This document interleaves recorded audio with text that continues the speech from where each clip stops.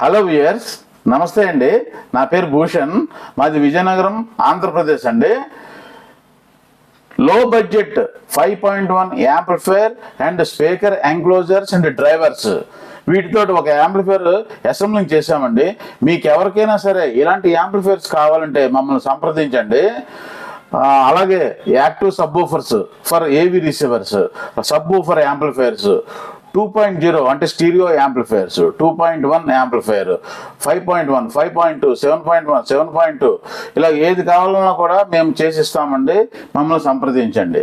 నా వీడియోస్ చూసి మీకు నచ్చినట్లయితే లైక్ చేయండి, షేర్ చేయండి, కామెంట్ చేయండి. ఈ యాంప్లిఫైర్లో యూజ్ చేసేటువంటి కాంపోనెంట్స్ ఏంటంటే ఫీటెక్ decoder, Dolby DTS and Prologic 2, జెమ్టెక్ 5.1 రిమోట్ కిట్ యూజ్ చేసామండి. స్టోన్ ప్రో ఫ్యాన్స్ యూజ్ చేసాము. 2 transistor mono subwoofer amplifier use చేసాము. అలాగే 5 ఛానల్కి STK 402950 కలిగినటువంటి యాంప్లిఫైర్ 5 ఛానల్కి యూజ్ చేసామండి. ఇది ఈచ్ 40 వాట్స్ వస్తుంది. ఒక ఛానల్కి 40 వాట్స్ వస్తుంది 4 ohms లోడ్లో. Sub pre amplifier Vasant grand use చేసామండి. 5.1 స్పీకర్ ప్రొటెక్షన్ బోర్డు కూడా దీనికి యూజ్ చేసామండి. ఈ యాంప్లిఫైర్ యొక్క ఇంటర్నల్ స్ట్రక్చర్ ఎలాగుందో అనేది కూడా మనం చూద్దామండి. ముఖ్యంగా ఈ యాంప్లిఫైర్లో FT003 ఫీటెక్ డీకోడర్ యూజ్ చేసామండి.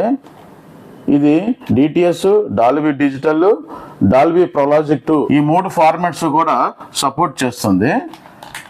ఈ ఫీటెక్ డీకోడర్ ఈ విధంగా ఉంటుందన్నమాట.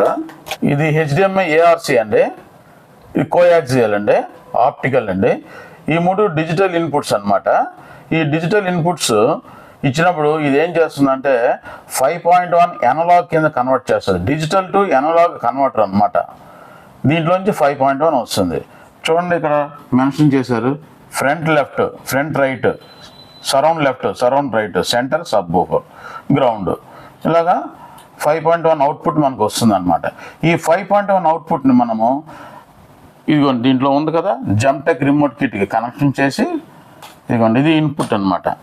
జెమ్టెక్ రిమోట్ కిట్కి ఇన్పుట్ ఇది. ఈ ఇన్పుట్ ఇచ్చినప్పుడు రిమోట్ కంట్రోల్ ద్వారా front, rare, triple, boss, subwoofer, centre, main volume ఈ విధంగా మనము ఆపరేట్ చేసుకోవచ్చు రిమోట్ కంట్రోల్ ద్వారా. ఓన్లీ ఫీటెక్ డీకోడర్ ఉంటే సరిపోదు అనమాట.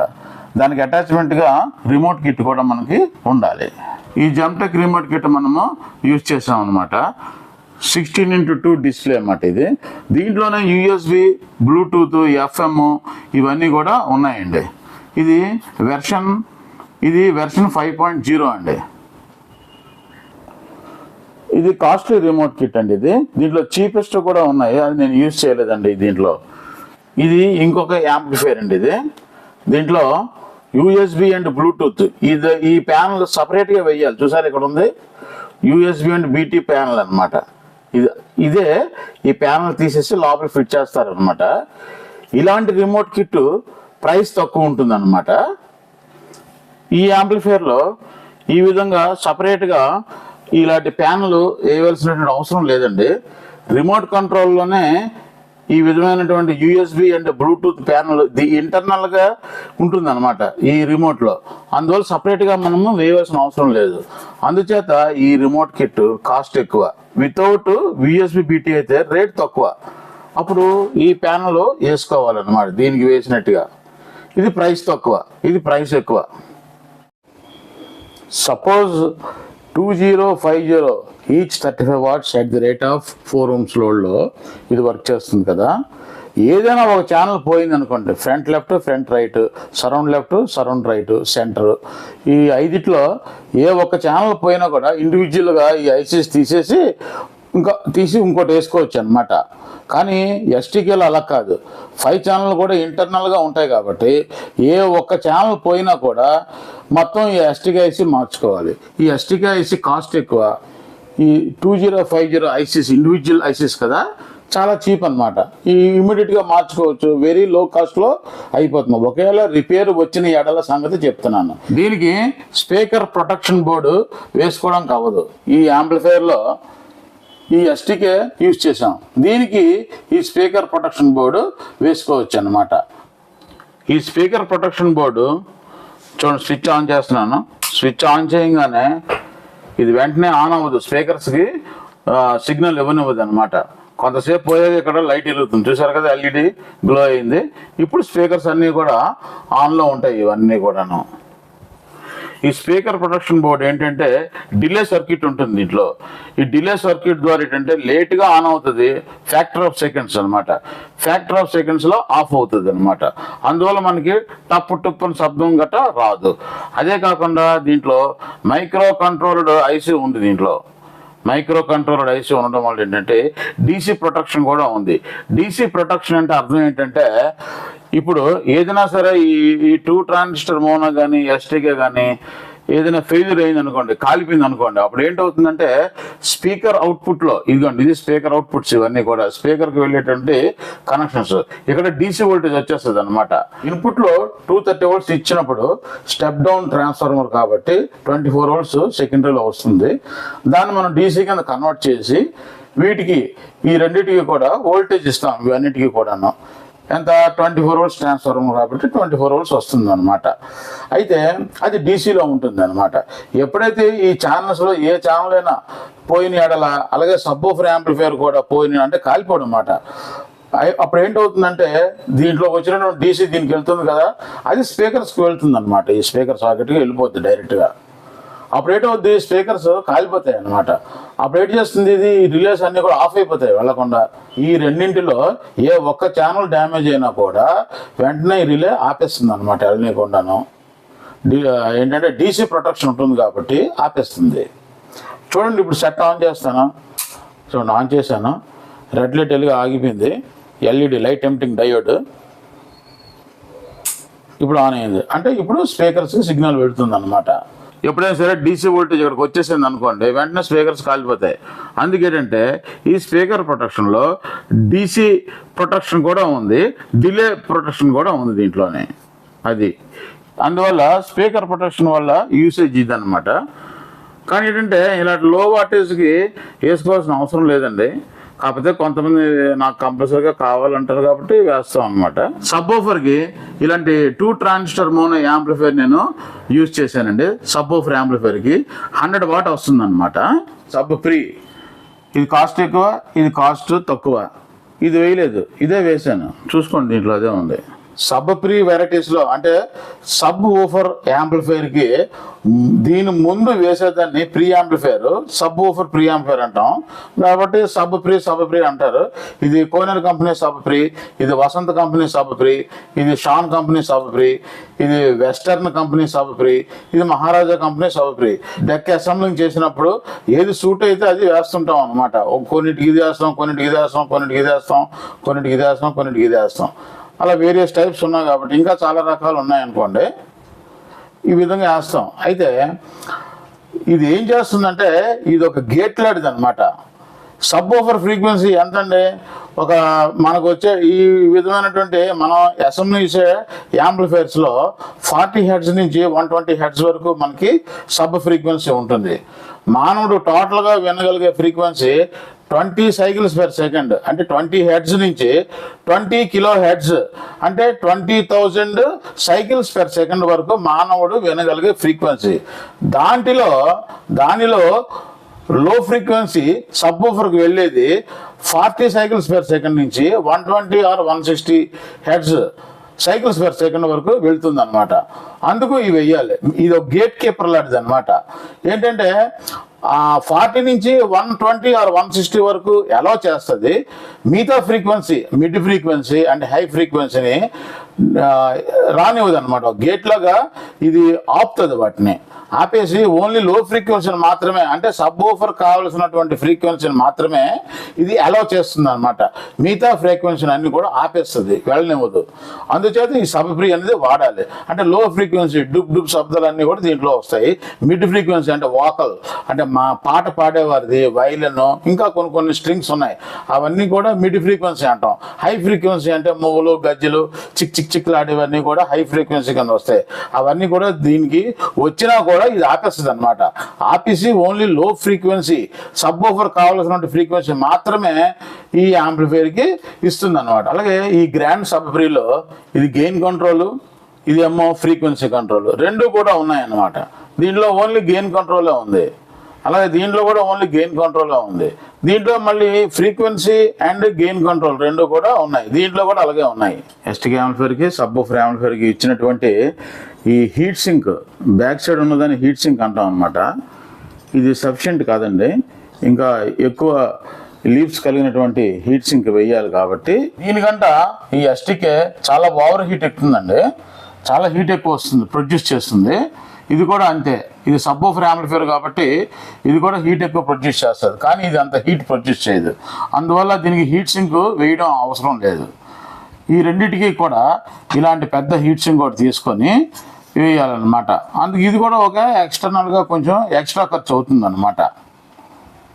ఎక్స్ట్రాగా కొంచెం ఖర్చు అవుతుంది ఈ హీట్ సింక్ వేయడం వల్ల, ఈ ఎస్టీకే వేయడం వల్ల అనమాట. ఈ హీట్ సింక్ ఏంటంటే దీనికి ఉన్నటువంటి హీట్ అంతా కూడా ఇది తీసుకొని బయటికి వదిలేస్తుంది అనమాట. దానికి ఉన్నటువంటి హీట్ సింక్ తీసేసి ఇది వేసాను అనమాట. ఇలా టిటాన్ లీఫ్ హీట్ సింక్ వేసాము. ఎందుచేతంటే కంపెనీ వారు ఇచ్చినటువంటి హీట్ సింక్ ఇది చాలదన్నమాట. ఇది తీసేసి ఇలాంటి హీట్ సింక్ ఇచ్చాను. మీరు ఇక్కడ చూడొచ్చు, అదే విధంగా పెద్ద హీట్ సింక్ నేను ఇచ్చాను అనమాట. ఒరిజినల్గా దానికి ఉన్నటువంటి హీట్ సింక్ తీసేసి ఒకే హీట్ సింక్ ఏకంగా వేసాను అనమాట. ఈ సబ్ ఊఫర్ యాంప్లిఫైర్ 100 వాట్స్ కలిగినటువంటి సబ్ ఊఫర్ యాంప్లిఫైర్ అండి. ఇది 2 ట్రాన్సిస్టర్ కాబట్టి. 4 ట్రాన్సిస్టర్ యాంప్లిఫైర్ అయితే 200 వాట్స్ వస్తుంది అనమాట. Stone pro company fans use చేశానండి. ఇది కాస్ట్లీది, మంచిది. ఇవి చీప్, కొంచెం రేట్ తక్కువ అనమాట. ఇది కూడా వేసుకోవచ్చు, కానీ నేను వేయలేదండి. నేను స్టోన్ ప్రో కంపెనీదే వేశాను. మెయిన్స్ కార్డు కూడా ఇలాంటి హెవీ మెయిన్స్ కార్డు యూజ్ చేశానండి.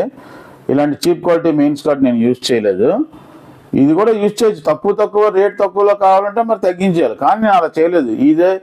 ఈ మెయిన్స్ కార్డే నేను యూజ్ చేశాను. ట్రాన్స్ఫార్మర్స్ కూడా చూడండి, ఇక్కడ వేసినటువంటి 24 volts ట్రాన్స్ఫార్మర్, ఇది కూడా ట్రాన్స్ఫార్మరే. దీని తాలూకా సైజ్ చూడండి, కోర్ సైజు, దీని కోర్ సైజ్ చూడండి. ఇది ఎంతవరకే ఉంది, ఇది ఎంతవరకు పెరిగింది చూసారా. అంటే కస్టమర్స్ కొందరు తక్కువలో చేయండి అంటే మరి ఇది వేయవలసి వస్తుంది. అప్పుడు ఇది 24 volts, అది 24 volts. అలాగైతే యాంపియర్ కూడా సేమ్, ఇది 5 amps, అది 5 amps. కానీ ఏంటంటే బార్గెనింగ్ చేస్తే అన్నిట్లోనూ కూడా క్వాలిటీ తగ్గించవలసి వస్తుందండి. కానీ నేను అన్నీ కూడా గుడ్ కాంపోనెంట్స్ అన్నీ కూడా వేసాను దీంట్లో. కెపాసిటర్స్ విషయానికి వస్తే ఇది ప్రైస్ తక్కువ, ఇది ప్రైస్ ఎక్కువ, రెండు ఒకటే. మళ్ళీ చూడండి, 10,000 MFD 50 volts. ఇది కూడా 10,000 MFD 50 volts. సైజ్ చూడండి, తేడా ఉందా లేదా. అలాగే బ్యాక్ సైడ్ వేసేటటువంటి లౌడ్ స్పీకర్ సాకెట్స్ అనమాట. ఇది చీప్, ఇది కాస్ట్లీది. ఇలాంటి మంచి క్వాలిటీదే వేసాము. దీనికి వైరు పెట్టామనుకోండి, ఇక్కడ ఇలా తీస్తే వచ్చేస్తుంది అనమాట, లూజ్ కాంటాక్ట్ ఉంటుంది. అందువల్ల ఇది వేయలేదు నేను, ఇదే వేసాను. ఇక్కడ వేసే బక్కబోర్డులు ఇదిగోండి, ఇది ఇండియన్ది, ఇది ఇండియాది, ఇది ఇంపోర్టెడ్ది. చూడండి, లెటర్స్ పెద్ద ఉంటాయి, ఇవి ఇక్కడ ఈ లెటర్స్ చిన్నవి ఉంటాయి. ఇది మంచిది దీనికంట. నేను ఇవే వేసాను, కానీ బార్గెనింగ్ చేస్తారు చాలామంది. మరి ఏం చేస్తాం. స్పీకర్ ఎంక్లోజర్స్లో వేసే ట్వీటర్స్ ఇదిగోండి, ఇది ఒకటి. దీనికంట ఇది కాస్ట్ ఎక్కువ, డాపిక్ ట్వీటర్. ఇదే వేసాను వాటిలో, ఈ డాపిక్ ట్వీటరే వేసాను, ఇది వేయలేదు. ఈ స్పీకర్ ఎంక్లోజర్స్లో నేను బాల్టన్ కంపెనీ యూజ్ చేశాను అన్నమాట. చూడండి, ఇది బాల్టన్ స్పీకర్స్ అంటాం, డ్రైవర్స్ అని కూడా అంటామండి. డ్రైవర్స్ అనేది కరెక్ట్ వర్డ్. ఈ స్పీకర్ చీప్ క్వాలిటీ. ఇదిగోండి, వేసిన తర్వాత మీకేం తెలీదు మ్యాగ్నెట్ ఎంత ఉంది, సైజు ఏమి కూడాను. దీని మ్యాగ్నెట్ చూడండి, దీని మ్యాగ్నెట్ చూడండి. ఈ చీప్ క్వాలిటీ స్పీకర్కి 60 mm మ్యాగ్నెట్ ఉంది చూడండి. బాల్టన్ చూద్దాం ఇప్పుడు, 70 mm మ్యాగ్నెట్ ఉంది. అంటే ఒక 10 mm మ్యాగ్నెట్ సైజు పెరిగింది దీనికి. దాని మీద ఇది కాస్ట్ ఎక్కువ. బోటన్ కంటే కాస్ట్ ఎక్కువ జిప్, ఇది ఇంకా కాస్ట్ ఎక్కువ. అలా పోతే ఇంకా చాలా ఉన్నాయి స్పీకర్స్. నేను వేసింది బోటన్ వేసాను అనమాట. ఇది జిప్ కంపెనీ. ఇది కూడా 70mm. ఇదిగోండి 70mm మ్యాగ్నెట్ దీనికి ఉన్నది కూడా. ఈ యాంప్లిఫైర్స్ ఓన్లీ ఆడియో రిసీవర్స్ అండి ఇవి. ఇదిగోండి ఈ దీంట్లో HDMI పోర్ట్ ఒకటే ఉంది కదా, HDMI పోర్ట్ ఒకటే ఉంది అంటే ఓన్లీ ఆడియోని మాత్రం రిసీవ్ చేసుకుంటుంది, వీడియోని రిసీవ్ చేసుకోదు. సపోజ్ ఇది ఉందనుకోండి, ఇది ఏవి రిసీవర్ అంటాము, దీన్ని ఆడియో రిసీవర్ అంటాము. ఏవి రిసీవర్ అయితే ఇన్పుట్లో ఫైర్ స్టిక్ కానీ ఇంకేదైనా కానీ DVD ప్లేయర్ కానీ ఇలాంటివన్నీ ఇచ్చామనుకోండి, ఇన్పుట్లు దీనికి HDMI 1, HDMI 2, HDMI 3, HDMI 4 4 పోర్ట్లు in ఉన్నది, ఒక పోర్ట్ అవుట్పుట్ ఉంది. ఇలాంటి బోర్డు వేసినప్పుడు ఏవి రిసీవర్ అనొచ్చు దాన్ని. ఎందుచేతంటే ఆడియో వీడియో రిసీవర్ అనమాట. సపోజ్ ఈ ఫైర్ స్టిక్లో మనకి OTT ప్లాట్ఫామ్స్ అన్నీ కూడా వస్తాయి. ప్రైమ్ వస్తుంది, తర్వాత ఆహా వస్తుంది, G5 వస్తుంది, సోనీ వస్తుంది, ఇంకా చాలా ఉన్నాయి కదా. అవన్నీ కూడా ఈ ఫైర్ స్టిక్ ద్వారా మనము ఆడియో అండ్ వీడియో రిసీవ్ చేసుకోవచ్చు. ఆడియో అండ్ వీడియో రిసీవ్ చేసుకొని ఈ బోర్డు ఏం చేస్తుంది, ఆడియోని వీడియోని విడగొడుతుంది. విడగొట్టి ఓన్లీ వీడియోని ఆడియోని రెండింటిని కూడా దీంట్లోంచి ఇలాగా టీవీకి పంపిస్తుంది అనమాట. టీవీకి వెళ్తుంది. అలాగే దీంట్లో ఆడియో ఇది దీని ద్వారా తీసుకొని దీనికి ఇచ్చుకోవచ్చు. ఇది ఒక పద్ధతి అనమాట. ఇది ఆడియో వీడియో రిసీవర్. ఇది అంటే ఏవి రిసీవర్. ఇది ఓన్లీ ఆడియో రిసీవర్ మాత్రమే, ఏవి రిసీవర్ అనకూడదు వీటిని. ఈ subwoofer 10 inches double magnet 134mm కలిగినటువంటి సబ్వూఫర్ అండి. ఇదిగోండి 134 డబుల్ మ్యాగ్నెట్. ఇదిగోండి ఇదొక మ్యాగ్నెట్, ఇదొక మ్యాగ్నెట్, 2 మ్యాగ్నెట్లు ఉంటాయి దీనికి. ఈ సబ్వూఫర్ నేను దీంట్లో వేశానండి. రేట్ తక్కువ ప్రైస్ తక్కువలో కావాలంటే ఏం చేయాలండి మరి? ఇది చూడండి సింగిల్ మ్యాగ్నెట్. ఇది చూసారు కదా, ఒకటే మ్యాగ్నెట్ ఉంది ఇక్కడ. DJ Pro ఇదిగోండి, 2 ఒకలాగా ఉంటాయి చూడడానికి. చూడండి ఏం తేడా ఉండదు. ఇది 10 ఇంచెస్, అది 10 ఇంచెస్. ఇది డబుల్ మ్యాగ్నెట్, ఇది సింగిల్ మ్యాగ్నెట్. రేట్ తక్కువ అంటే ఇలాంటి చేయాలి. కానీ నేను ఏం చేశాను, డబుల్ మ్యాగ్నెటే వేసాను దీంట్లో. సబ్వూఫర్కి ఏంటంటే ఇలాగ ఎయిర్ హోల్స్ ఉంటాయి. హీట్ ఎక్కితే దీంట్లోంచి గాలి రావడానికి అనమాట. సింగిల్ మ్యాగ్నెట్, ఇది డబుల్ మ్యాగ్నెట్.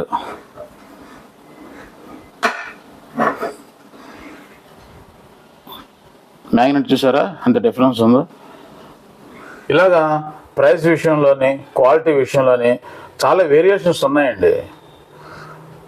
ఇప్పుడు తగ్గించేయండి అంటే చీప్ క్వాలిటీ కాంపోనెంట్స్ వేయవలసి వస్తుంది. శుభ్రంగా చేయండి, బాగుండాలి, లైఫ్ రావాలి అని చెప్పిన వాళ్ళకి క్వాలిటీ కలిగినటువంటి కాంపోనెంట్స్ అన్నీ కూడా వేస్తాం అన్నమాట. ఓకే అండి, నా వీడియోస్ మీకు నచ్చినట్లయితే లైక్ చేయండి, కామెంట్ చేయండి, షేర్ చేయండి. మీకు ఎలాంటి వీడియోస్ కావాలో కామెంట్లో తెలియపరిస్తే నేను అలాంటి వీడియోలు మీకు చేస్తానండి. జై హింద్.